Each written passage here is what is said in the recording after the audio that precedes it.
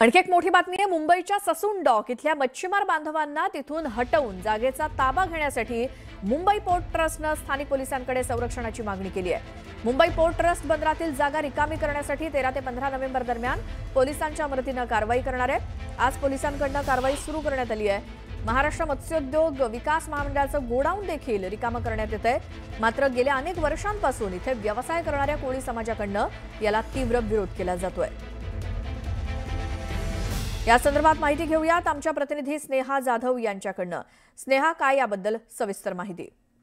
नक्कीच आपण जर पाहिलं तर मुंबईतील ससून डॉक या परिसरामध्ये मच्छीमार बांधव जे आहेत ते मोठ्या प्रमाणावर व्यवसाय करत असतात। तर याच भागातील जे मुंबई पोर्ट ट्रस्ट आहे, या मुंबई पोर्ट ट्रस्टने मात्र इथील जे ससून डॉक इथले जे गोडाऊन आहेत ते खाली करण्यासाठी पोलिसांकडे संरक्षणाची मागणी केलेली होती आणि या पोलिसांना सांगण्यात आलेलं होतं की 13 ते 15 नोव्हेंबरच्या मध्ये जाऊन ही जी गोडाऊन आहेत ते खाली करण्यात आली। तसं आज जर पाहिलं तर आजच पहिल्याच दिवशी 13 तारखेलाच पोलिसांनी या ठिकाणी उपस्थिती लावलेली होती, धडक दिलेली होती आणि त्या दरम्यान डीसीपी प्रवीण मुंडे हे देखील उपस्थित होते। स्थानिकांचं इथल्या तसंच मच्छीमारांचं असं म्हणणं होतं की आम्हाला आणखी काही वेळ देण्यात यावा।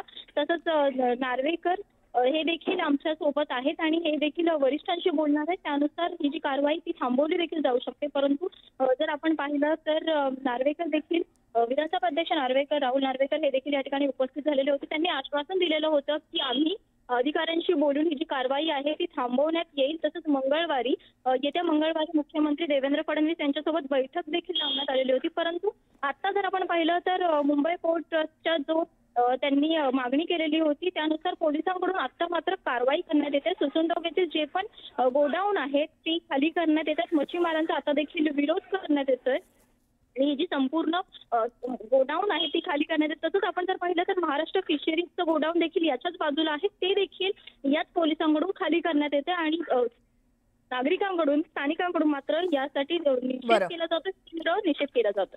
स्नेहा, धन्यवाद या माहितीसाठी।